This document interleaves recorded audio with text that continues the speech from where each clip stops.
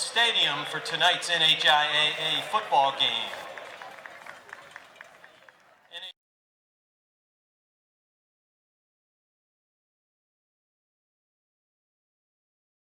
I don't know if there's a coach in America that likes hopping on a bus, and to hop on a bus to go to Timberlane and then to hop on a bus to go to Goffstown, and even though Merrimack's down the road, I think there's always concerns anytime we play on grass. But we knew going into this schedule, as soon as it came out, that there was going to be a run there of away games, and then there's going to be a run coming up too of some really, really, really good football teams. So you just take it in stride. For whatever reason, we keep playing 9-game schedules and only having 4 home games. But it is what it is. So wherever they tell us to go, we'll go. At Stellos, I just feel like the turf, it makes a huge difference compared to like these grass fields we've been playing on. I feel like you could run faster. I don't know, just get around quicker overall. And plus, like the atmosphere, I feel like is different there. I think it honestly just makes it sweeter when we return. Like going back to Stellos. I mean, I personally find away games to be a little bit almost easier to get, or it's just different. It's a different mental state because when we're going away, it's like, man, like I wish we were playing at home. I wish we would go on our nice turf field. So it's almost like you just get angry, and it kind of drives you to get through that game faster and to like try and put teams away so you can just get home and get out of there. But I think it's definitely worth it. I don't really mind it because then once we get back to Stellos, in our limited time there, we really got to make it count. The energy's so high, and it just feels good to be. I mean, everyone loves being in their home stadium, their home field. So it makes it so much better, waiting for it almost, rather than just playing there all the time.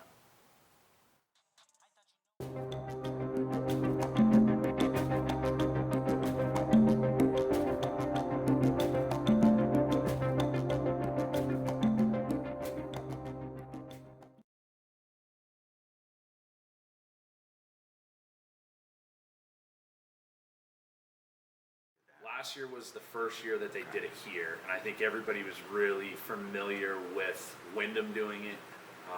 And it's something that our athletic director's done, and the schools really rallied behind it. So they're all going to be wearing, I think, their blackout T-shirts maybe in school tomorrow.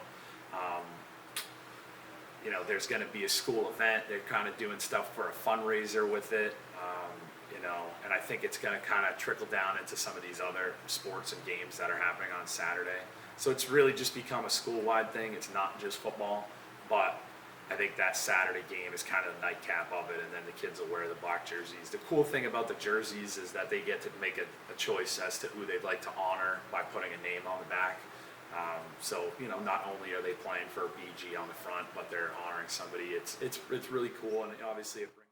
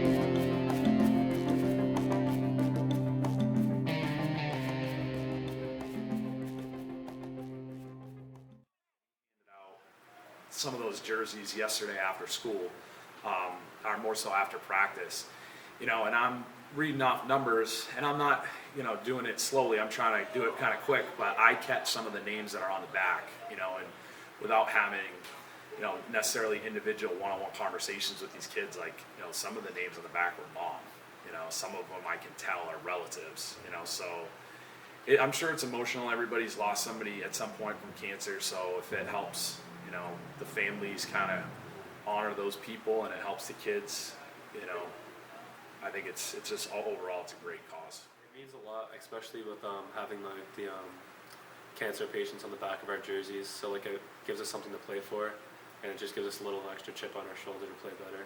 And just it's a good event in general. Just wearing like the theme and just like supporting the cause. So it's good. So I grew up going to Wyndham's Blackout game, living in Pelham, and I thought it was amazing. And then for us to get the opportunity last year to do it, it felt great just knowing that all these players have people or relatives close to them that have suffered from cancer on the back of their jerseys. Just shows, and it's very emotional, but it's great to see everyone come out and support for cancer, and doing it this year is even better. Any way we can show support for like any group or any charity that we choose, I mean, it is great, and I'm happy to be a part of a team that wants to support it. You know, I mean, it's just another thing that adds on to like what we play for and what we're doing. It's always awesome. We all love the black jerseys. We all think they look really cool, but at the same time, it's a big thing for a lot of people, including myself, with family members who have gone through cancer and survived, or gone through cancer and haven't survived. You know, lost the battle or won the battle.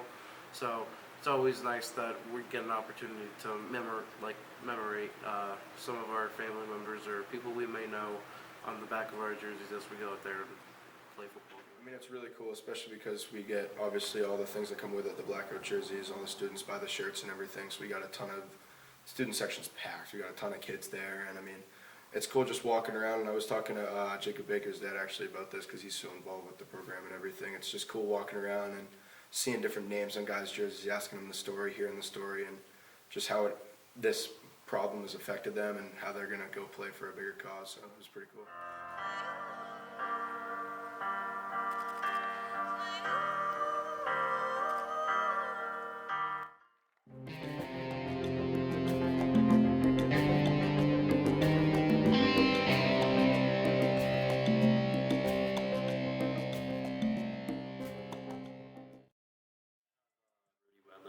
Recently passed away in my family, so I'll be wearing his name on my back.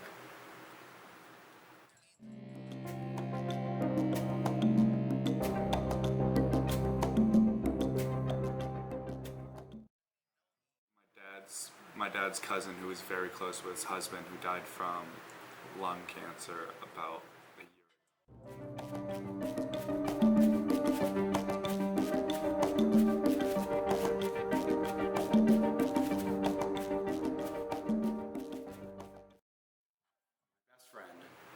His cousin, who I really haven't met a lot in my life, but it was the week before we talked our Project Blackout game, or when we started talking about getting the jerseys and talking about it, her mom passed away from cancer, and so I have her last name on it.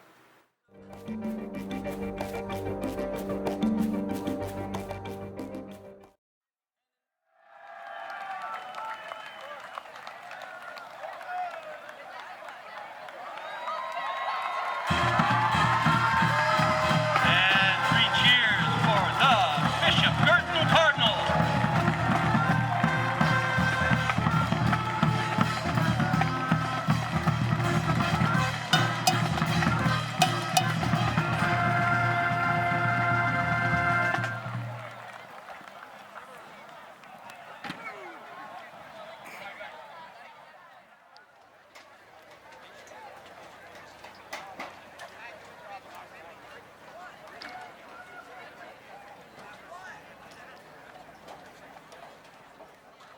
Definitely felt a lot more physical, and obviously blackout cancer game, everybody was kind of going at it, so bigger cause, everybody was playing their heart out. It felt really good to just get out there and knock some heads. I mean, obviously they're yet to win a game yet, but I'd argue that they were better than some of the other teams we played previously, so it was good to just get out there and knock some heads. It was good competition.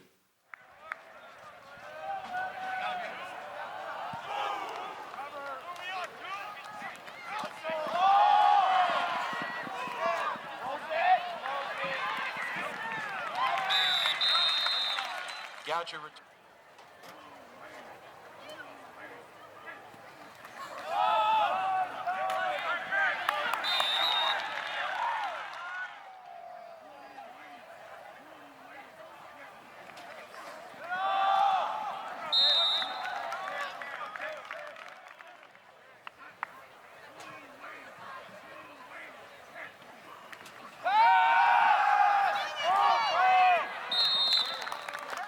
Fenlon pass.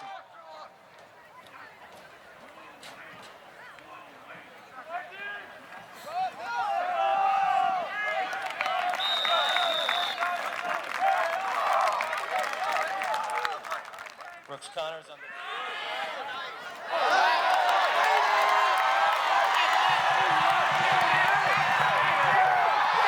That's Santa Suazo.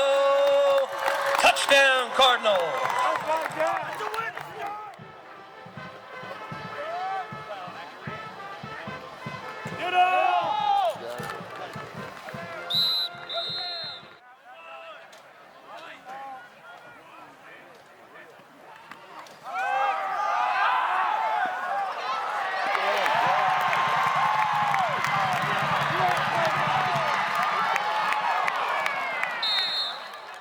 Matt Santa.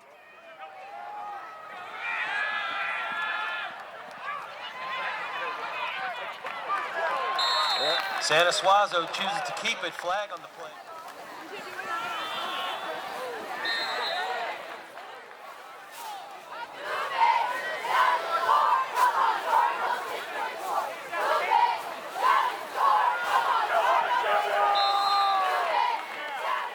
So it was 4th and 5, and we were running like a post like sit for the outside guy, and then runner was running a wheel. So like as I was rolling out, I saw that the corner was like sort of playing in between both. So he ended up bailing more to Cody.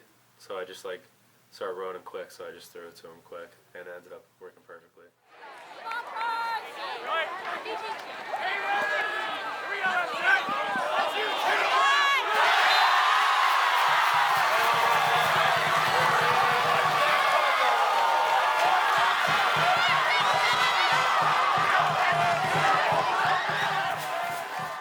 Not only for me, but just for the team in general, because we don't throw that much, right? As a receiver, it's pretty big to throw. So catching that touchdown, it kind of like opens everyone's eyes. It's like Matt does have an arm. We can throw the ball. Yeah, a lot. Especially we had like Adam last year. He was really fast.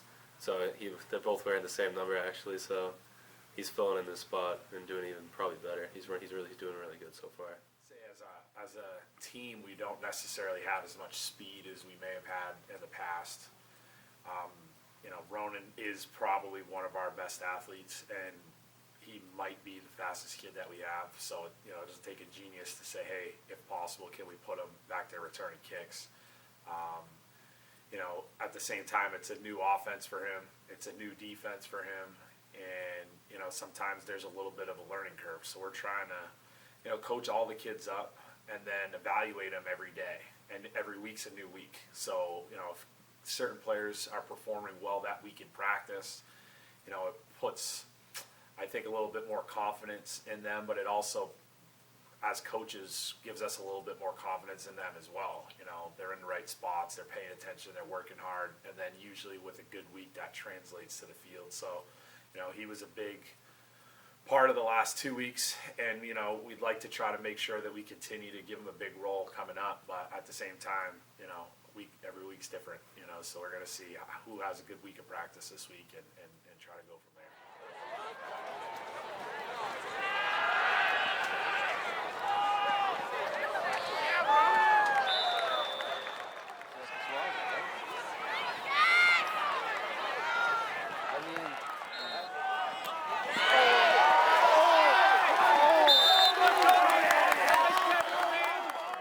Because we know Matt has the arm, right?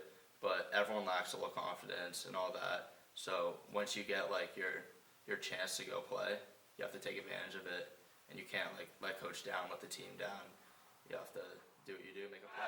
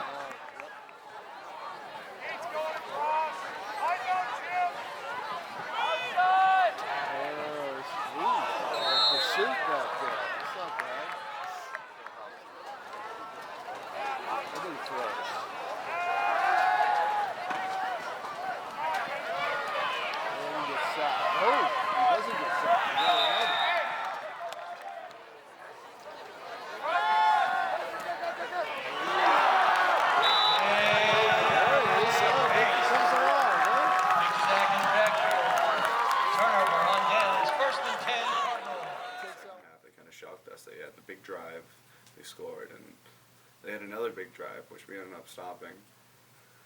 But it could show like that team can compete. Yeah, Winnacunnet being 0-5 didn't really mean anything, besides the fact that like we still gotta win the game. So even like playing the game, like they had like strides of like holding us to like a third and pushing us to like a lot of fourth downs. I think maybe we completed 3 or 4 fourth downs, which is even huge.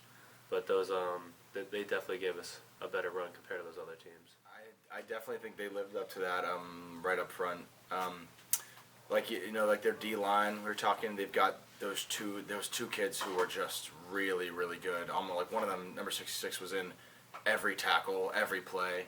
So yeah, I definitely think they were not the caliber of an 0-4 team or now an 0-5 team. They're definitely a very tough team, and you could tell, I think big time, that the record didn't necessarily reflect how those kids compete, you know, and there's definitely some, if, you know, maybe not a ton, but there's some off of that team that had a championship run last year, you know, so when you play teams like that, you know, they're not just going to go away, and even if you get up a couple scores, you know, but they are very physical.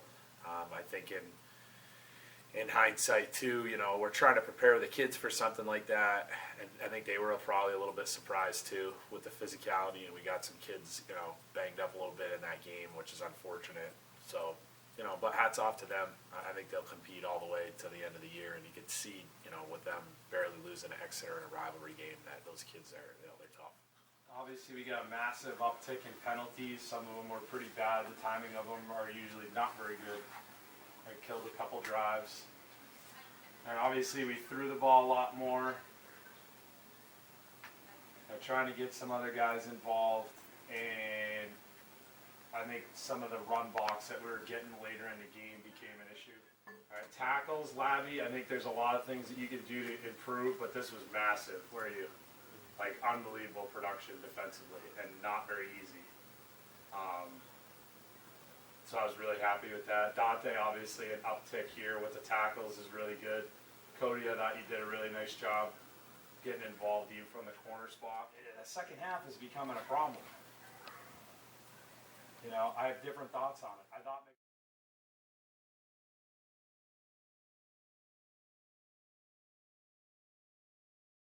and my anger, frustration comes from, like, why are we so bad in the second half? It's so frustrating, right? And if we're not going to be productive and get a great effort and great production, like, I'm going to get the effort from you somewhere.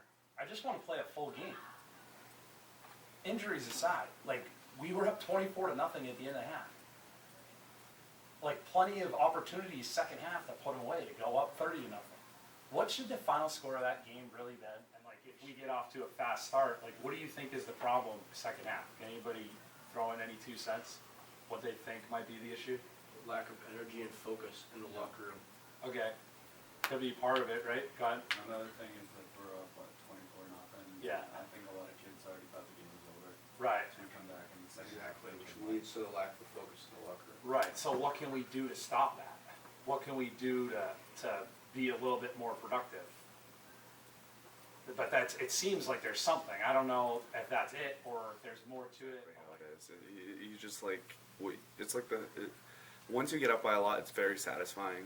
You don't want to lose it, but you also like feel like you don't have to try as much anymore. So most of the kids on the team take the second half as like, I just want this game to be over. We're already up by a lot. I'm just gonna like, not try to full potential, but just like play. But it seems like a lot of kids now get it, and now like, okay, we need to finish out the second half just like it was 0-0. So hopefully we can switch that up and change it. Like, all right, it's a new game. We got to get our head focused. We got to get our head right. And then we come out, we start rolling, and then we go into the second half, and we're like, maybe some of us are like, maybe we won this game already. Maybe we can take our foot off the gas. But I remember Dante in the locker room the last game. He was like, can't take our foot off the gas. Can't take the foot off the gas. And I was like, yeah, we need to exaggerate on that this game more than the last ones because it's a common theme now. I think it's a little bit of that, and just the fact that we've been putting away these teams in the first half for like a little bit right now. So I think it's like more of just like more of a mindset than anything. I think people on our team, including myself, we almost don't recognize our talent and our ability to do well in the game because, so like we come out there and we hit hard and we do so well and we think like, oh, like the other team is just bad or the other team just isn't that good and we're just like playing better than them because of they're not doing well. But so when we come out in the second half, I feel like we're not realizing that like what we did in the first half is because of us putting in the work. So like when we take our foot off the gas a little bit, the other team is still going to be fighting just as hard as they were before. So I think our issue is it's more psychological. It's not people getting tired. It's more people thinking like, oh, like yeah, we don't have to try that hard and we'll still be better than this team, or this team just isn't playing well or something like that. They're not attributing the success to how hard we're working, more like faults on the other team, which I think is kind of a little switch we need to make going forward. A lot of people listen, but it needs to, other people, not just us three, but other people need to start talking. Like Dante's very good at it. Dante can make a group listen up and get focused. I feel like a lot of the underclassmen kind of like fool around the locker room at halftime and talk a lot, which makes other people unfocused. And I feel like if everyone just is quiet and talking about what they're supposed to do and focus on the game, I feel like we can change that. I don't know if I've been overly thrilled with a game that we've had yet. I was definitely disappointed with the second half. I expressed it after the game. I don't necessarily think that the kids like hearing those types of things. But I'm trying to be honest. The expectations are high, and if it keeps happening week to week, it's not just a one-off thing. So I asked the kids and we talked about it, I believe during film on Monday at the beginning. It's just varsity kids in here. What is the cause? And it kind of sounds like when we have those leads going into the half that the kids maybe get a little complacent. So it's something that I think we got to kind of try to make a change to attitude-wise, and try to put these teams away early. Because we know, and we've seen enough football that sometimes those leads, like in the Timberlane game, like they can evaporate fast. So it's just kind of being disciplined. You got to just continue to go and continue to finish games because each week has its own little lesson. And if you learn the lesson, hopefully, later on in the season it helps you. So we still haven't put 4 quarters together, and it's definitely a concern.